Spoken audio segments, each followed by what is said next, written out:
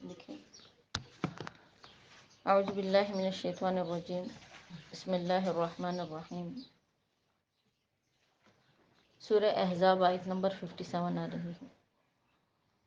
ان الذین یؤذون اللہ، بے شک جو لوگ اللہ کو اذیت دیتے ہیں، ورسولہ، اور اللہ کے رسول صلی اللہ علیہ وسلم کو اذیت دیتے ہیں، لعنہم اللہ فی الدنیا، ایسے لوگوں پر اللہ پاک لعنت فرماتے ہیں دنیا میں بھی، یعنی دنیا میں بھی اللہ ان کو ذلیل کریں گے، والآخرت، اور آخرت میں بھی ایسے لوگ جو ہے وہ عذاب خداوندی کے مستحق ہوں گے، وأعد لهم عذابا مہینا، اور اللہ پاک نے تیار کر رکھا ہے ایسے لوگوں کے لیے ذلیل کرنے والا عذاب۔ تو اس آیت کو انشاءاللہ سمجھے، جیسے کل کی آیت جو تھی وہ آپ صلی اللہ علیہ وسلم کی عظمت پر دلالت کر رہی تھی، یعنی اس میں درود پاک کے کچھ فضائل اور خصوصیات کا ذکر تھا۔ تو اس آیت میں بھی اسی طرح یعنی اللہ پاک نے کچھ اہم باتیں بتلائی ہے۔ سب سے پہلی بات یہ بتائی ہے کہ جو لوگ اللہ کو اذیت دیتے ہیں، اب اللہ کو اذیت دینے کا کیا مطلب، اللہ کو تکلیف تو کوئی بھی نہیں دے سکتا، تو یہاں پر اس آیت کا کیا مطلب ہے؟ تو مفسرین کرام فرماتے ہیں کہ اس سے مراد یہودی اور عیسائی اور مشرک ہے، اس لیے کہ جو یہودی تھے وہ قرآن میں ان کا قول نقل کیا گیا ہے کہ یہودی اللہ کے پیغمبر صلی اللہ علیہ وسلم کے بارے میں کہتے تھے کہ عزیر ابن اللہ، کہ عزیر علیہ السلام جو ہے وہ اللہ کے بیٹے ہیں، اور کبھی کہتے تھے کہ ید اللہ مغلولہ، اللہ کا جو ہاتھ ہے وہ نعوذ باللہ بند ہے، اور کبھی کہتے تھے کہ ان اللہ فقیر ونحن اغنیاء، اللہ پاک فقیر ہے اور ہم جو ہے ہم غنی ہیں۔ اور اسی طرح کچھ علماء فرماتے ہیں کہ اس آیت سے مراد جو ہے وہ عیسائی ہے، اس لیے کہ عیسائیوں کے اقوال بھی اللہ پاک نے قرآن کے اندر نقل کیے ہیں۔ اللہ پاک فرماتے ہیں کہ المسیح ابن اللہ، عیسائی تو کبھی اللہ کے بارے میں یہ عقیدہ رکھتے تھے کہ نعوذ باللہ حضرت عیسیٰ علیہ السلام جو ہے وہ اللہ کے بیٹے ہیں، اور کبھی وہ کہتے تھے کہ ان اللہ ثالث ثلاثہ، ہمارے تین معبود ہیں، تین معبود میں سے ایک معبود ہمارا جو ہے وہ اللہ ہے۔ بہرحال اس آیت سے مراد یا تو یہودی ہے یا عیسائی ہے یا پھر مشرک ہے، اس لیے کہ جو مشرکین کا عقیدہ قرآن نے نقل کیا ہے وہ بھی یہی ہے کہ مشرکین جو تھے وہ خدا کی بیٹیاں مطلب فرشتوں کو قرار دیتے تھے کہ یہ خدا کی بیٹیاں ہیں، نعوذ باللہ۔ تو اللہ پاک نے اس آیت میں ان کو تمہید کی ہے کہ جو لوگ اللہ کو اذیت دیتے ہیں، اور حدیث پاک میں آتا ہے کہ آپ صلی اللہ علیہ وسلم نے فرمایا کہ اللہ کا خود فرمان ہے کہ بعض اوقات لوگ مجھے گالی دیتے ہیں اور لوگ مجھے برا بلا کہتے ہیں، تو کہتے صحابہ نے پوچھا کہ یا رسول اللہ صلی اللہ علیہ وسلم، اللہ کو کوئی کیسے گالی دے سکتا ہے اور اللہ کو کوئی کیسے برا بلا کہہ سکتا ہے؟ تو آپ صلی اللہ علیہ وسلم نے فرمایا کہ رب کریم کا فرمان ہے کہ جو لوگ میرے لیے اولاد قرار دیتے ہیں اور جو لوگ زمانے کو برا بلا کہتے ہیں تو وہ حقیقت میں مجھے برا بلا کہتے ہیں، اور جو میرے لیے اولاد بناتے ہیں تو وہ مجھے کیا کرتے ہیں، وہ مجھے گالیاں دیتے ہیں، اس لیے کہ انا احد انا صمد، میں احد بھی ہوں اور میں کیا ہوں، میں صمد بھی ہوں۔ تو اس میں سے دیکھیں الحمدللہ ہم مسلمان ہیں، مسلمان ہونے کے تقاضے سے ہم اللہ کے لیے کسی شرک کے تو مطلب قائد نہیں ہیں، ہمارے عقیدے قائل نہیں ہے کہ ہم اللہ کے ساتھ کسی کو شریک ٹھہرائے، لیکن جو دوسری بات ہے، حدیث کا دوسرا جز ہے، اس میں مسلمان بھی شامل ہیں، اس لیے کہ ہر مسلمان جو ہے اس کے منہ سے یہی الفاظ نکلتے ہیں کہ وقت برا آ گیا ہے اور ٹائم برا آ گیا ہے۔ حالانکہ وقت اور جو حالات ہے، وقت ہے اور ٹائم ہے، یہ اللہ کے ہاتھ میں ہے۔ تو اسی وجہ سے حدیث مبارکہ میں یہ الفاظ آتے ہیں کہ اس طرح کے الفاظ کہنے سے انسان اللہ کو اذیت دیتا ہے، اللہ کو تکلیف دیتا ہے، اور اسی چیز کو یہاں پر ذکر کیا گیا ہے کہ ان الذین یؤذون اللہ، بے شک جو لوگ اللہ کو اذیت دیتے ہیں۔ اور اسی طرح اکثر دیکھیں لوگ کہتے ہیں کہ ہم بد نصیب ہیں، یا کسی اور کو کہتے ہیں کہ تم بد نصیب ہو، تم ایسے ہو، مطلب نصیب کو برا بلا کہتے ہیں۔ تو دیکھیں یہ جو نصیب ہے نا، اس کا تعلق انسان کے ایمان کے ساتھ ہے۔ جب ہم ایمان لے کر آتے اللہ پر تو ہمارا اس پر بھی ایمان ہوتا ہے کہ تمام ہمارے ساتھ زندگی میں جتنے بھی اچھے معاملات پیش آتے ہیں اور جتنے بھی برے معاملات پیش آتے ہیں کس کی طرف آتے ہیں؟ یہ اللہ کی طرف سے پیش آتے ہیں۔ تو اگر ہم اپنے نصیب کو برا بلا کہیں یا کسی اور کو ہم بد نصیب، یا مطلب جیسے الفاظ مختلف ہوتے ہیں ہر زبانوں میں، ان کو ہم برا بلا کہیں، تو پھر اس صورت میں حقیقت میں ہم کس کو برا بلا کہتے ہیں؟ اللہ کو برا بلا کہتے ہیں۔ ایسے الفاظ سے مسلمانوں کو اجتناب کرنا چاہیے، اور ایسے الفاظ جو ہوتے ہیں یہ بعض اوقات انسان سے ایمان سلب کرنے کا سبب بنتے ہیں، یعنی ان الفاظ کے ذریعے سے بعض اوقات اللہ رب العزت انسان کے ایمان کو جو ہے وہ سلب فرماتے ہیں، ایمان بندے کا ختم ہوتا ہے۔ تو ایسے الفاظ میں ہمیشہ انسان کو احتیاط کرنی چاہیے۔ کسی چیز کا ذکر اللہ رب العزت نے قرآن کے اندر فرمایا ہے، ان الذین یؤذون اللہ، بے شک جو لوگ اذیت دیتے ہیں اللہ کو، ورسولہ، اور اللہ کے رسول صلی اللہ علیہ وسلم کو بھی لوگوں نے اذیت دی۔ آپ علیہ السلام کو لوگوں نے کیسے اذیت دی؟ تو دیکھیے، جب آپ علیہ السلام دنیا میں موجود تھے تو غزوہ احد میں اللہ کے پیغمبر صلی اللہ علیہ وسلم کا چہرہ انور جو ہے وہ زخمی ہوا، آپ کا دانت مبارک بھی شہید ہوا۔ اسی طرح کسی نے آپ کو ساحر کہا، کسی نے آپ کو شاعر کہا، مختلف یعنی غلط غلط کے القاب اللہ کے پیغمبر صلی اللہ علیہ وسلم کو دیے گئے۔ ان الفاظ کے ذریعے سے اللہ کے حبیب کو کیا ہوتی ہے؟ تکلیف ہوتی ہے۔ اسی طرح دیکھیں، ازواج مطہرات میں سے ایک زوجہ تھی جس کا نام تھا حضرت صفیہ بنت حی۔ حضرت صفیہ بنت حی رضی اللہ تعالیٰ عنہ جو تھی، یہ خیبر جو قبیلہ بنو قریظہ تھا، جس کا ذکر سورہ احزاب کے شروع میں ہم پڑھ چکے تھے، قبیلے بنو نذیر جو تھا، یعنی اس کو اللہ کے پیغمبر نے جلائے وطن کر دیا تھا، اور یہ خیبر جا کے یہ لوگ آباد ہو گئے تھے۔ خیبر جا کر جو یہودی قبیلہ آباد ہوا تھا، اس کا جو سربراہ تھا، اس کا جو حکمران تھا، اس کا نام کیا تھا؟ حی بن اخطب۔ وہاں پر جب حملہ کر کے ان یہودیوں کو، مطلب کچھ یہودیوں کو قتل کیا گیا، کچھ کو گرفتار کیا گیا، تو انہی قیدیوں میں حضرت صفیہ جو مطلب حی بن اخطب کی بیٹی تھی، یعنی وہ بھی شامل تھی۔ حی بن اخطب کی جو بیٹی تھی، یعنی حضرت صفیہ رضی اللہ تعالیٰ عنہ، ان کے ساتھ آپ صلی اللہ علیہ وسلم نے حکم الہی سے نکاح فرمایا تھا۔ تو جب ان کے ساتھ اللہ کے پیغمبر نے نکاح کیا تو کچھ لوگوں نے، نعوذ باللہ منافقین نے، آپ صلی اللہ علیہ وسلم کے بارے میں مطلب غلط باتیں پھیلانے شروع کر دی کہ دیکھو اس نے یہودی عورت سے نکاح کر لیا ہے، اور ایسے ویسے مطلب جو الفاظ میں زبان پہ لینا بھی نہیں لانا چاہتی، ایسے الفاظ لوگوں نے مطلب کہنا شروع کر دیے تھے۔ تو اس کے متعلق یہ آیت نازل ہوئی کہ تمہارے ان باتوں سے اللہ کو بھی تکلیف ہوتی ہے، اذیت ہوتی ہے، اور اللہ کے پیغمبر صلی اللہ علیہ وسلم کو بھی انہی باتوں سے کیا ہوتی ہے؟ بتائیں، اذیت ہوتی ہے، تکلیف ہوتی ہے۔ اسی طرح اگلی بات بڑی توجہ سے آپ لوگ سنیے گا۔ روایات میں آتا ہے کہ جو انسان اللہ کے کسی ولی کو برا بلا کہے، حدیث پاک میں آتا ہے اللہ رب العزت نے فرمایا کہ جو میرے کسی دوست کو، میرے کسی ولی کو، جو انسان اس کو برا بلا کہے، یعنی اس کی وہ تذلیل کرے، اس کی وہ ذلت بیان کرے، تو اس شخص کو چاہیے کہ وہ تیار ہو جائے مجھ سے لڑنے کے لیے۔ قرآن کے الفاظ ہے کہ فَأْذَنُوا بِحَرْبِ اللَّهِ وَرَسُولِهِ، اس کو چاہیے کہ وہ اللہ اور اللہ کے رسول سے کیا ہو جائے؟ لڑنے کے لیے تیار ہو جائے۔ تو اس آیت میں بھی یہی بات بیان کی گئی ہے کہ جو لوگ اللہ کے کسی دوست کو، اللہ کے کسی ولی کو، یعنی جو اللہ کا قریب ہے، اس کو بندہ برا بلا کہے، تو اس شخص پر بھی یعنی اذیت ہوتی ہے۔ اللہ کو اور اللہ کے پیغمبر صلی اللہ علیہ وسلم کو، ان میں سر فہرست جو ہے صحابہ کرام ہیں۔ اس موضوع پہ تھوڑی سی بات کرنا چاہوں گی۔ صحابہ کرام اس امت کے سب سے افضل ترین انسان ہیں۔ آپ صلی اللہ علیہ وسلم نے خود فرمایا کہ جس نے میرے صحابہ کو تکلیف دی، اس نے حقیقت میں مجھے تکلیف دی۔ جس نے میرے صحابہ کو برا بلا کہا، اس نے حقیقت میں مجھے برا بلا کہا۔ یعنی وہ ایسے ہستیاں تھی، ویسے لوگ تھے۔ کچھ علماء فرماتے ہیں کہ تمام صحابہ کرام کو اگر کوئی شخص نعوذ باللہ ان کے شان میں گستاخی کرے، ان کو برا بلا کہے، تو وہ انسان دائرہ ایمان سے نکل جاتا ہے، وہ بندہ کافر ہو جاتا ہے۔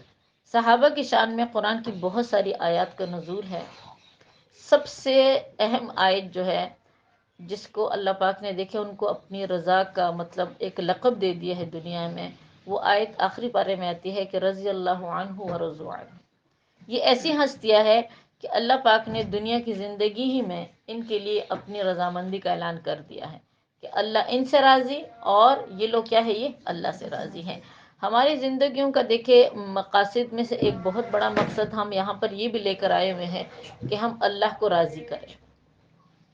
آپ کو پتہ ہے ہم سب اسی مقصد کے لیے بیٹھے ہوئے ہیں۔ ہمارا یہاں پر اجتماعی طور پر آنا، اس روزے کی حالت میں بیٹھنا، قرآن کو سمجھنا، اللہ سے دعائیں مانگنا، اس کا بنیادی مقصد ہم سب کا یہی ہے کہ رب کریم ہم سب سے کیا ہو جائے، راضی ہو جائے۔ اور اسی مقصد کے لیے اللہ پاک نے اس دنیا میں ہمیں بھیجا ہے۔ اسی مقصد کے لیے مرنے تک ہمیں جدوجہد کرنی ہے کہ وہ رب ہم سب سے کیا ہو جائے، ہم سے راضی ہو جائے۔ لیکن وہ ایسی ہستیاں تھی، اب ہمیں نہیں معلوم کہ پتہ نہیں ہم جب مریں گے تو اس وقت ہماری کیا کیفیت ہوگی، اور اللہ کی رضامندی ہمیں نصیب ہوگی بھی کہ نہیں ہوگی۔ لیکن صحابہ کرام ایسے لوگ تھے جن کے بارے میں قرآن نے گواہی دی ہے، رب کریم نے یعنی ارشاد فرمایا ہے کہ رضی اللہ عنہ ورضوا عنہ، یہ ایسے لوگ تھے کہ اللہ پاک نے دنیا کی زندگی میں ان کو اپنی رضا کیا کر دی تھی، عطا فرما دی تھی۔ تو اس لیے جب بھی کسی صحابی کی بات آئے تو ادب و احترام سے باتوں کی کیا کرے۔ اور اگر آپ لوگ مذاق میں بھی، جیسے ہوتا ہے نا بعض اوقات کچھ لوگ مذاق میں بھی ایسی ہستیوں کے متعلق بات کر جاتے ہیں، ان باتوں سے اجتناب کرنا چاہیے۔ کچھ باتیں انسان کی منہ سے ایسی نکلتی ہے کہ بعض اوقات انسان کو ایمان سے خارج کر دیتی ہے، لیکن ہمیں علم ہی نہیں ہوتا ان باتوں کا۔ تو بہرحال یہاں پر بھی اللہ پاک یہی بات ارشاد فرماتے ہیں کہ جو اذیت دیتے ہیں اللہ کو اور اللہ کے رسول کو، اور حدیث پاک میں بھی ہے کہ میرے کسی حبیب کو، میرے کسی دوست کو برا بلا نہ کہو، اگر تم اس کی تذلیل کرو گے دنیا میں تو تم مجھ سے مقابلہ کرنے کے لیے کیا ہو جاؤ، تیار ہو جاؤ۔ اسی حدیث کے مزید آگے الفاظ ہیں جس میں اللہ کا ارشاد ہے کہ آپ صلی اللہ علیہ وسلم نے فرمایا کہ رب کریم کا ارشاد ہے کہ دیکھو، اللہ فرماتے ہیں کہ میں کبھی بھی نہیں چاہتا کہ میں کسی بھی انسان کو تکلیف اور مشقت میں مبتلا کروں، حتیٰ کہ جب میں اس کی جان لینے کا اس کا ٹائم آ جاتا ہے، مرنے کا ٹائم آ جاتا ہے، اللہ فرماتے ہیں میں تب بھی نہیں چاہتا ہے کہ یہ بندہ مرے۔ انسان اس لیے کہ نہیں چاہتا، کوئی انسان بھی نہیں چاہتا کہ میں دنیا سے جاؤں، میں مروں۔ تو اس انسان کو جب تکلیف ہوتی ہے، دنیا سے جانے کی اذیت ہوتی ہے، تو اللہ پاک بھی اس کی اس تکلیف پر یعنی پریشان ہوتے ہیں، اللہ پاک کو بھی تکلیف ہوتی ہے۔ لیکن رب کریم کا حکم ہے کہ اگر میں تمہیں مرنے کے مرحلے سے نہ گزاروں تو اس وقت تک تم میرا دیدار نہیں کر سکتے، اور میں تمہارا خالق ہوں، میں تمہیں اپنا دیدار کروانا چاہتا ہوں۔ میں چاہتا ہوں کہ تم مجھے دیکھو کہ میں نے تمہیں کتنی اچھی تخلیق میں پیدا کیا ہے، تمہیں میں نے کتنے انعامات دیے ہیں۔ میں چاہتا ہوں کہ میں اس دنیا کی آسائشوں کے بدلے میں، تکلیفوں کے بدلے میں تمہیں جنت کی جزا دوں، جنت تمہیں بدلے میں عطا کروں۔ تو اس وجہ سے میں تمہیں مرنے کے مرحلے پر گزارتا ہوں۔ جب تک تم مرو گے نہیں تو دنیا کی زندگی میں نہ تو تمہیں جنت کی نعمتیں میسر ہو سکتی ہیں، نہ ہی تمہیں اللہ کا دیدار جو ہے وہ میسر ہو سکتا ہے۔ بہرحال جو انسان بھی، یہ دروازہ بند کر دے، وہ ریکارڈنگ میں ساری آوازیں جاتی ہے، جو انسان اللہ کو اذیت دیتا ہے، اللہ کے رسول صلی اللہ علیہ وسلم کو اذیت دیتا ہے، تکلیف دیتا ہے، تو قرآن نے دیکھے لقب لگا دیا ہے لعنہم اللہ فی الدنیا والآخرہ۔ اللہ پاک ایسے لوگوں کو دنیا میں بھی ذلیل کرتے ہیں، اور اللہ پاک ایسے لوگوں کو آخرت میں بھی ذلیل کریں گے۔ آخرت کا معاملہ تو بڑا سخت ہے، فرمایا وَأَعَدَّ لَهُمْ عَذَابًا مُهِينًا، ہم نے ایسے لوگوں کے لیے قیامت کے دن ایسا عذاب تیار کر رکھا ہے کہ جو ذلت والا عذاب ہے، تمام انسانیت کے سامنے یہ لوگ کیا ہوں گے، یہ ذلیل ہوں گے۔ اب یہاں پر ایک اہم مسئلہ آپ کو بتلاتی ہوئی چلوں جو بہت ہی اہم ہے، اور اس کا تعلق ایمان کے ساتھ ہے۔ روایات میں آتا ہے، دیکھیں اس بات کو اچھی طریقے سے دل اور دماغ میں بھی رکھیں، خاص طور پر ہماری جو بچے پرورش پا رہے ہیں اور بڑھ رہے ہیں، ان کے دل اور دماغ میں اللہ کے پیغمبر صلی اللہ علیہ وسلم کی محبت ڈالے، یہ ایمان کا ایک بہت اہم حصہ ہے۔ تو اسی آیت سے علماء نے یہ مسئلہ مستنبط کیا ہے، یہ مسئلہ نکالا ہے کہ جو بھی انسان آپ صلی اللہ علیہ وسلم کی شخصیت کو، آپ کے دین کو، آپ کے نسب کو، آپ صلی اللہ علیہ وسلم کی کسی بھی صفت کو یعنی اس پر تانا دے، اس کو تانا دے، چاہے وہ واضح لفظوں میں دیں، چاہے وہ اشارتاً دے، چاہے وہ چھپ کنایتاً ایسے الفاظ استعمال کرے کہ جس میں تذلیل ہو، تو فرمایا گیا ہے کہ وہ شخص در ایمان سے اسی وقت نکل جاتا ہے، وہ کافر ہو جاتا ہے۔ یہ باتیں دیکھیں ہمیں تب سمجھ آئے گی جب ہمارے پاس دین کا علم ہو، اور یہ باتیں ہماری اولادوں کو تب سمجھ جائیں گی کہ جب ان کے دلوں میں ہم اللہ کے اور اللہ کے حبیب صلی اللہ علیہ وسلم کی محبت پیدا کریں۔ یہ معاملہ بڑا نازک ہوتا ہے، تو فرمایا گیا ہے کہ جب انسان دیکھے ایمان سے ہی نکل جاتا ہے تو جو کافر ہوتے ہیں وہ تو ہر وقت ویسے اللہ کی لعنت میں ہوتے ہیں، اللہ کی طرف سے ان پر پٹکار ہوتی ہے، لعنت برستی ہے، دنیا میں تو برستی ہی برستی ہے، لیکن آخرت کا جو معاملہ ہے وہ بہت نازک ہے۔ ہمارے سامنے بہت سارے ایسے واقعات پیش آئے ہیں کہ جن لوگوں نے شان مصطفیٰ صلی اللہ علیہ وسلم کی شان میں گستاخی کی ہے، اپنی آنکھوں سے ہم نے دیکھا ہے، دیکھی دنیا کی زندگی میں، کہ اللہ نے ان کو دنیا میں بھی ذلیل کر دیا ہے۔ آخرت کا معاملہ تو چلے ہمیں نظر نہیں آتا، لیکن دنیا کی زندگی میں بھی وہ لوگ کیا ہوئے ہیں، وہ ذلیل ہوئے ہیں۔ بہت سارے واقعات ایسے پیش آئے ہیں اور آپ کی نظروں سے گزرے ہیں، آپ کو یہ بات معلوم ہے۔ اللہ پاک نے اس دنیا کو وجود دیا ہے اپنے حبیب صلی اللہ علیہ وسلم کی وجہ سے۔ اگر تو ہمارے دلوں میں نعوذ باللہ نعوذ باللہ اس پیغمبر خدا کی محبت نہیں ہے، تو اس کا مطلب ہے کہ ہمیں اپنے ایمان کے بارے میں تردد ہونا چاہیے کہ ہمارے دلوں میں ایمان نہیں ہے۔ اللہ کے نبی کی محبت کس طریقے سے آئے گی؟ اکثر یہ بات میں کرتی رہتی ہوں۔ سب سے پہلی بات تو یہ ہے کہ آپ کوشش کریں سیرت مصطفیٰ صلی اللہ علیہ وسلم کو پڑھیں، بہت اہم ہے یہ۔ اگر سیرت آپ نہیں پڑھ سکتی، علماء نے فرمایا ہے کثرت سے درود کا اہتمام کریں۔ درود ایک ایسا عمل ہے جو ہمارے دلوں کے اندر آپ صلی اللہ علیہ وسلم کی محبت پیدا کرتے ہیں۔ درود ایک ایسا عمل ہے جو اس کے ذریعے سے رب کریم ہم اپنے قرب عطا فرماتے ہیں۔ اگر ہم درود کا اہتمام بھی نہیں کر سکتے تو فرمایا تیسری چیز کیا ہے کہ سنتوں پر عمل کرو۔ معمولی معمولی سنتیں ہوتی ہیں، چھوٹی چھوٹی سی، یعنی ہماری روزمرہ کی زندگی میں اٹھتے چلتے پھرتے کھاتے پیتے نکلتے اندر آتے باہر آتے، ان تمام اپنے ہر قدم پر ہم کوشش کریں کہ آپ صلی اللہ علیہ وسلم کی سنتوں کا کیا کریں، ہم اہتمام کریں۔ اگر یہ بھی ہم سے نہیں ہوتا تو آخری طریقہ جو بہت آسان ہے، علماء نے فرمایا ہے ہمارے دلوں کے اندر اس حبیب کی محبت ہونی چاہیے۔ ہمیشہ ہر سنت کی طرف ہمیں عزت اور احترام سے دیکھنا چاہیے،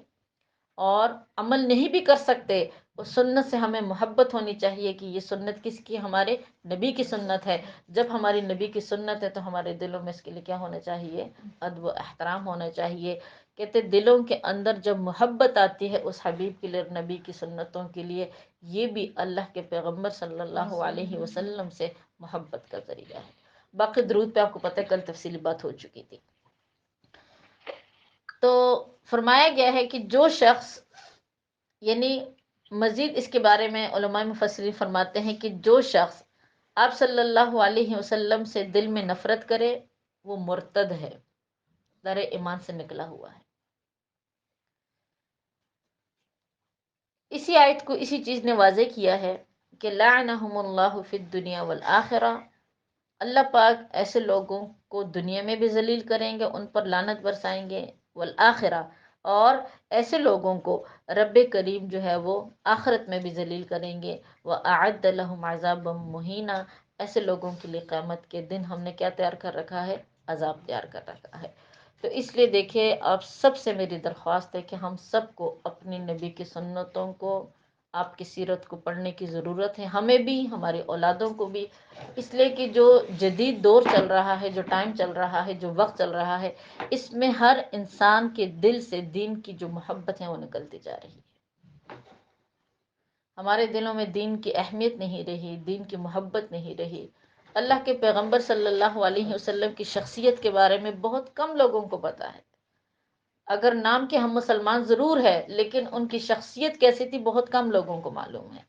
آپ کے سنتوں کے بارے میں ہمیں معلوم نہیں، درود کے فضائل لوگوں کو معلوم نہیں۔ تو اس لیے دیکھیے جو وقت ہے اس کا تقاضا یہ ہے کہ ہم سب کو اپنے اصل کی طرف جانا چاہیے، اور ہماری اصل کیا ہے، ہمارا دین ہے، ہمارا نبی ہے، اس کی سیرت کو اپنائیں، اس کی سیرت کو گھروں میں اس کا مطالعہ خود کرے، اپنے اولادوں کو بڑھائے۔ آنے والا وقت ایسا ہے کہ نعوذ باللہ اللہ پاک معاف کرے کہ پتہ نہیں ہمارے اولادوں کو ایمان بھی نصیب ہوتا ہے کہ نہیں۔ تو اس لیے اللہ پاک ہم سب کے ایمانوں کی بھی حفاظت فرمائے، ہمارے اولادوں کے ایمانوں کی بھی حفاظت فرمائے۔ آگے فرمایا گیا ہے کہ والذین یؤذون المؤمنین، بات کو سمجھے، ترتیب وار بات آ رہی ہے کہ وہ لوگ کہ جو اللہ کو اذیت دیتے ہیں، اللہ کے پیغمبر کو اذیت دیتے ہیں، ان کے لیے تو بہت سخت وعید ذکر کر دی۔ اب اس آیت میں رب کریم کا ارشاد ہے والذین یؤذون المؤمنین والمؤمنات، جو لوگ اذیت دیتے ہیں، تکلیف دیتے ہیں ایمان والے مردوں کو، ایمان والی عورتوں کو، بغیر مکتسبوا، یعنی ان کی طرف اس گناہ کی نسبت کرتے ہیں کہ جو گناہ انہوں نے کیے ہی نہیں ہیں، فقد احتملوا بہتانا و اسما مبینا، تحقیق اس شخص نے اس پر ایک بہت بڑا بہتان باندھا، اور یہ ایسا بہتان ہے کہ یہ بہت بڑا گناہ ہے، بہت بوجھل گناہ ہے، کہ اس کو اٹھانے کی مطلب جو طاقت ہوگی نا وہ قیامت کے دن کسی کو نہیں ہوگی۔ تو بہتان کس کو کہتے ہیں؟ تو اس آیت کو پہلے میں آپ کو واضح کر کے بتا دیتی ہوں۔ ویسے تو دیکھیں اس آیت کا جو بنیادی نزول ہے وہ حضرت عائشہ رضی اللہ تعالیٰ عنہ کے بارے میں ہے، کچھ علماء مفسرین فرماتے ہیں، یا پھر حضرت علی رضی اللہ تعالیٰ عنہ کے بارے میں ہے، اس لیے کہ سورہ نور کے اندر مفصلاً یہ واقعہ آتا ہے کہ بی بی عائشہ رضی اللہ تعالیٰ عنہ پر کچھ منافقین نے نعوذ باللہ زنا کی تہمت لگائی تھی، اور بہت اذیت اٹھائی تھی بی بی عائشہ رضی اللہ تعالیٰ عنہ نے، آپ صلی اللہ علیہ وسلم نے بھی بہت اذیت اٹھائی تھی۔ اللہ پاک نے بی بی عائشہ یعنی جو پاک عائشہ تھی ان کے شان میں سورہ نور کی تقریباً 18 آیات نازل ہوئی ہے، تو یعنی ان کی برات اللہ پاک نے ظاہر کر دی۔ تو اس آیت میں بھی اشارہ اس کی طرف ہے کہ جو انسان کسی بھی ایمان والی عورت یا ایمان والے مرد کی طرف نسبت کرتا ہے گناہ کی، ایک ایسے گناہ کی کہ جو گناہ اس نے کیا ہی نہ ہو، تو فرمایا گیا ہے کہ فقد احتملوا بہتانا و اسما مبینا، اس نے ایک بہت بڑا بہتان باندھا، اور یہ ایسا بہتان ہے، اتنا بڑا گناہ ہے کہ قیامت کے دن اس گناہ کو اٹھانے کی کسی میں طاقت نہیں ہوگی۔ اسی طرح دوسری روایات میں آتی ہے یہ بات کہ آپ صلی اللہ علیہ وسلم کے صحابہ میں حضرت علی رضی اللہ تعالیٰ عنہ کے متعلق اللہ کے حبیب نے فرمایا جس نے علی کو تکلیف دی حقیقت میں اس نے مجھے تکلیف دی، جس نے علی کو اذیت دی اس نے مجھے اذیت دی۔ تو کچھ فرماتے ہیں کہ اس آیت کا نزول حضرت علی رضی اللہ تعالیٰ عنہ کے بارے میں ہے، کچھ لوگوں نے ان کے شان میں کچھ گستاخانہ باتیں کی تھی، تو آپ صلی اللہ علیہ وسلم نے بات ارشاد فرمائی کہ تم ایک گناہ کی نسبت، ایک ایسا گناہ جو حضرت علی رضی اللہ تعالیٰ عنہ سے صادر ہی نہیں ہوا، نسبت حضرت علی کی طرف کر رہے ہو، تو حقیقت میں تم کس کو تکلیف دے رہے ہو؟ مجھے تکلیف دے رہے ہو، اور جو اللہ کے پیغمبر کو تکلیف دے تو حقیقت میں وہ اللہ کو تکلیف دیتا ہے، تو جو اللہ کو تکلیف دیتا ہے اس کی دنیا اور آخرت ہی تباہ ہے، دنیا آخرت ہی اس کی کوئی نہیں ہے۔ لیکن یہاں پر دیکھیے آیت کا نزول تو چلے ان دو ہستیوں کے بارے میں ہے، لیکن اس میں مصداق قیامت تک آنے والے تمام انسانیت ہے۔ دیکھیے میری بہنوں، ہر وہ گناہ جس کے بارے میں ہمیں علم نہ ہو، ہمیں کبھی بھی اس گناہ کی نسبت اپنے مسلمان بہن بھائی کی طرف نہیں کرنی چاہیے، اس لیے کہ بعض اوقات گھروں کے اندر ایسے بہت سارے معاملات پیش آتے ہیں اور غلط فہمیاں ہو جاتی ہیں، اور ہمارے منہ سے ایسے الفاظ نکل جاتے ہیں جس کو ہم بہت ہلکا سمجھتے ہیں، اور ہماری نظروں میں اس کی کوئی اہمیت ہی بھی نہیں ہوتی، لیکن قرآن نے کیا حکم دیا ہے کہ جو کسی ایمان والے کو تکلیف دے، ایمان والے مرد اور عورت کو، اور اس گناہ کی نسبت اس کی طرف کرے کہ جو گناہ اس نے کیا ہی نہ ہو، فقد احتملوا بہتانا و اسما مبینا، حقیقتاً اس نے کیا کیا ہے؟ بہت بڑا بہتان اس پر باندھا ہے۔ تو ایک تو ہوتی ہے غیبت، ٹھیک ہے نا، ایک ہوتی ہے غیبت اور ایک چیز ہوتی ہے بہتان۔ غیبت کی تعریف قرآن نے یہ کی ہے کہ تم کسی بھی مسلمان کے عیب کو اس کے پیٹھ پیچھے اس کا تذکرہ کرو۔ کوئی بھی مسلمان ہے، مسلمان عورت ہے یا مرد ہے، وہ کسی گناہ میں، کسی عیب میں مبتلا ہے، لیکن تم اس کی غیر موجودگی میں اس عیب کا ذکر کرو، اور تمہیں یہ پتہ بھی ہو کہ اگر اس کے سامنے یہ بات میں کروں گی تو اس کو یہ بات بہت بری لگے گی، اس کو کہتے ہیں غیبت۔ غیبت کے بارے میں سورہ حجرات میں اللہ رب العزت کا حکم ہے، یعنی اللہ کا ارشاد ہے، رب کریم فرماتے ہیں کہ جو مسلمان مرد اور عورت اپنے کسی مسلمان مرد اور یعنی مطلب مردوں میں سے یا پھر عورتوں میں سے کسی مسلمان کی غیبت کرے، اس کی مثال ایسی ہے گویا کہ وہ اپنے مردہ بھائی کا گوشت کھا رہا ہے۔ اور اس چیز کی دیکھیں اللہ نے اب حقیقت کی نظروں سے لوگوں کو یہ چیز دکھائی ہے۔ آپ صلی اللہ علیہ وسلم کے دور میں کہتی دو عورتیں تھیں اور رمضان کا مہینہ تھا، ان کو روزہ بہت زیادہ لگ رہا تھا، شدید تکلیف ان کو روزے سے ہو رہی تھی۔ تو کچھ صحابہ نے اللہ کے پیغمبر کے پاس جا کر یہ بات کی کہ یا رسول اللہ، ان دونوں عورتوں کو تو بہت شدید تکلیف ہے روزے سے، کیا یہ روزہ توڑ دیں؟ یعنی ان کے لیے روزہ توڑنا جائز ہے؟ تو آپ صلی اللہ علیہ وسلم نے کیا فرمایا کہ ان سے کہو کہ کسی پیالے میں الٹیاں کر دے، قے کر دے۔ تو انہوں نے جب الٹیاں کی تو باقاعدہ ان کے منہ کے اندر سے خون نکلا۔ تو لوگ حیران ہو گئے کہ بھئی روزے کی حالت میں اور منہ کے اندر سے خون کا نکلنا یہ کس چیز کی طرف اشارہ ہے؟ تو آپ صلی اللہ علیہ وسلم نے فرمایا کہ ان دونوں نے غیبت کی ہے، غیبت کی وجہ سے ان کو روزہ جو ہے ان کو بہت زیادہ سخت لگا ہے۔ اور آپ نے بتلایا کہ قرآن نے خود فرمایا کہ جو بندہ غیبت کرتا ہے وہ نظر تو نہیں آتا، لیکن اس کی مثال ایسی ہے گویا کہ وہ اپنے مردہ بھائی کا کیا کر رہا ہے، وہ گوشت کھا رہا ہے۔ تو بہرحال یہ بہت عظیم گناہ ہوتے ہیں اور ہم ان میں بکثرت مبتلا ہیں، خاص طور پر عورت ذات جب تک وہ کسی کی غیبت نہ کرے تو اس کو تو دل سکون بھی نہیں ملتا۔ اللہ پاک ہم سب کو ایسے گناہوں سے محفوظ رکھے۔ اللہ پاک ان گناہوں کو ہمارے دل اور دماغ میں بٹھائے کہ یہ گناہ ہے تاکہ ہم ان سے بچیں۔ لیکن بہتان کیا ہے؟ دیکھیں، بہتان وہ گناہ یا وہ عیب کہ جو کسی میں موجود ہی نہ ہو، کسی مسلمان مرد اور عورت میں، اور ہم اس عیب کی نسبت جو ہے اپنے اس مسلمان مرد یا عورت کی طرف کریں تو اس کو کہتے ہیں بہتان۔ اور اسی کے متعلق دیکھیں قرآن کی آیت میں رب کریم کا کیا ارشاد ہے، فَقَدْ احْتَمَلُوا بُهْتَانًا وَإِثْمًا مُبِينًا، حقیقت میں اس نے ایک بہت بڑا بہتان باندھا اور بہت بڑا گناہ۔ اس سے اگلی آیت آ رہی ہے، دیکھیں آگے فرمایا گیا ہے کہ یا ایھا النبی قل لازواجک، اے نبی کریم صلی اللہ علیہ وسلم آپ فرما دیجئے اپنی ازواج مطہرات کے لیے، و بناتک اور اپنی بیٹیوں کے لیے، اور تیسرا حکم ہے ونساء المؤمنین اور تمام ایمان والی عورتوں کو حکم دے دیجئے، یدنین علیہن کہ وہ ڈال دے اپنے اوپر، من جلابیبہن اپنے چادروں کو، اپنی چادریں اپنے اوپر ڈال دے۔ ذالک ادنا یہ بات زیادہ قریب ہے، ان یعرفنا کہ وہ پہچانی جائے کہ واقعی مسلمان ہے، فلا یؤذینا اور اس کو کوئی شخص اذیت نہیں دے گا، تکلیف نہیں دے گا، وکان اللہ غفور الرحیم بے شک وہ رب جو ہے وہ بہت بخشنے والا اور کیا ہے، وہ مہربان ہے۔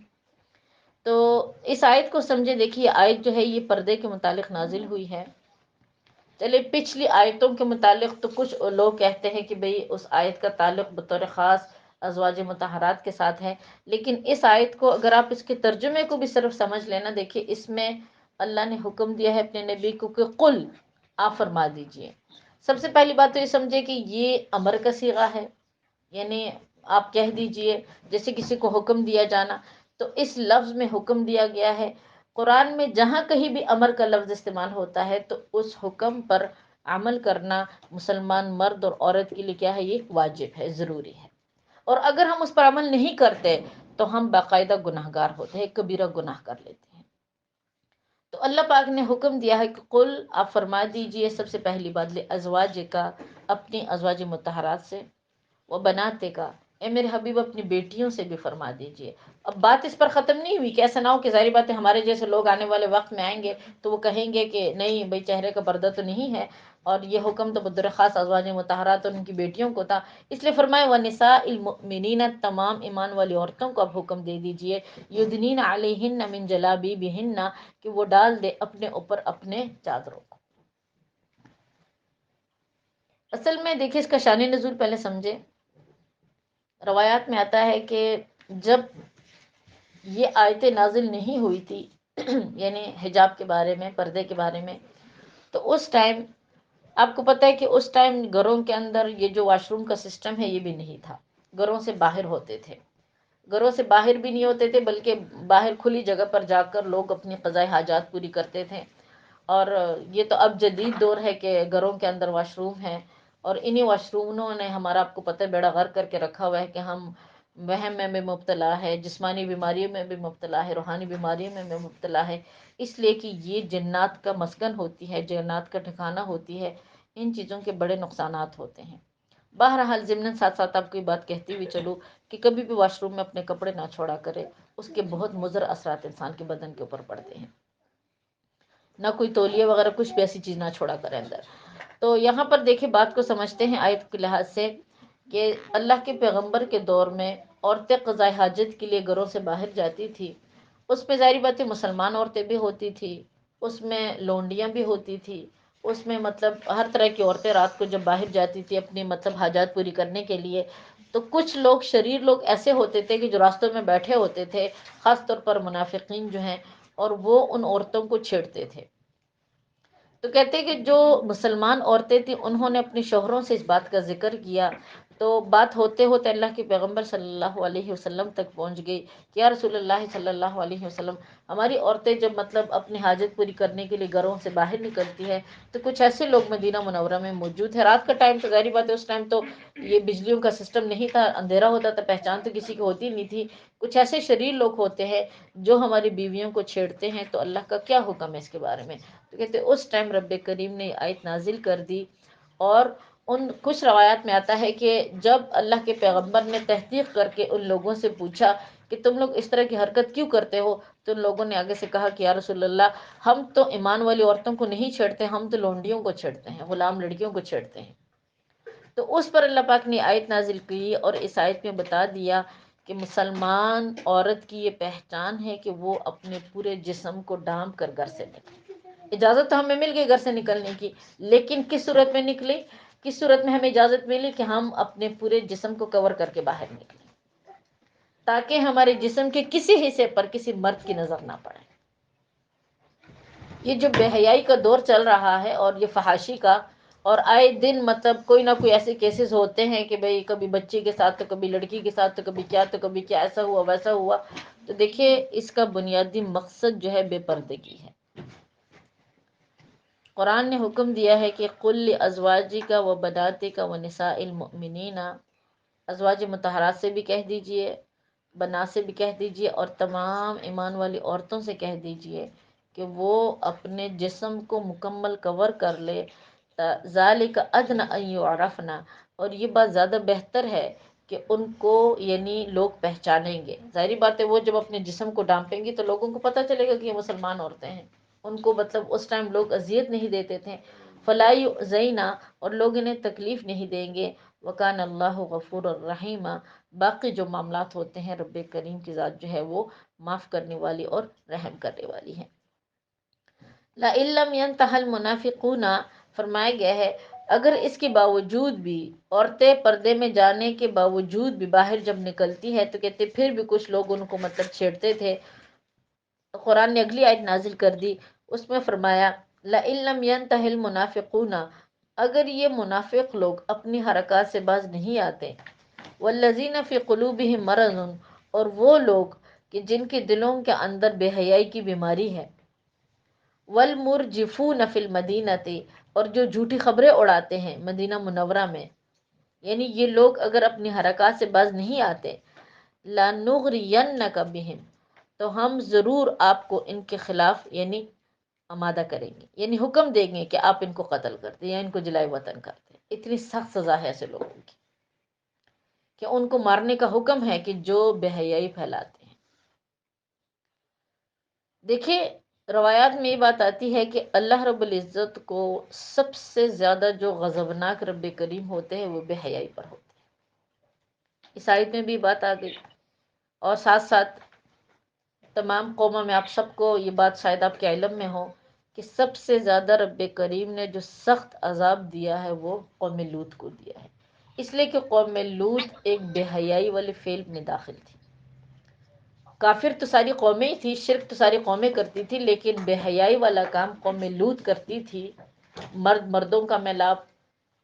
اور عورتوں کا میلاب. تو اللہ کو اس بے حیائی پر اتنا غصہ آیا کہ روایات میں آتا ہے کہ ان پر یا تو 3 یا پھر 4 عذاب آئے ہیں. اس کا واضح ذکر قرآن کے اندر موجود ہے. تو اس آیت میں بھی رب کریم نے یہی بات ارشاد فرمائی کہ اتنا صریح حکم آنے کے بعد عورتوں کو اپنے جسم کو ڈھانپنے کے باوجود اگر یہ لوگ باز نہیں آتے تو اے میرے حبیب، ہم آپ کو ان قریب پھر حکم دیں گے کہ آپ یا تو انہیں قتل کریں یا پھر ان کو جلائے وطن کریں. ثم لا یجاورونک فیہا الا قلیلا، پھر مدینہ میں وہ آپ کے ساتھ نہیں رہیں گے الا قلیلا، مگر بہت کم وقت تک، بہت کم ٹائم تک، اس کے علاوہ وہ زیادہ ٹائم پھر نہیں رہیں گے۔ آخر دعوانا الحمدللہ رب العالمین۔ انشاءاللہ کل پھر احزاب مکمل کر لیں گے۔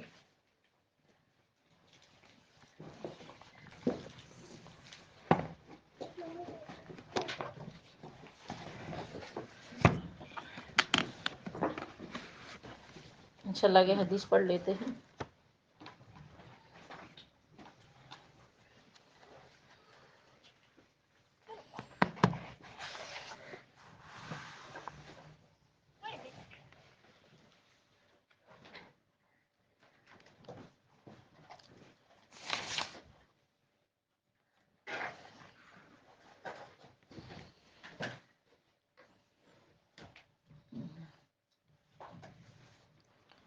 دیکھیں، اللہم صلی علی سیدنا محمد وعلی آل سیدنا محمد وبارک وسلم۔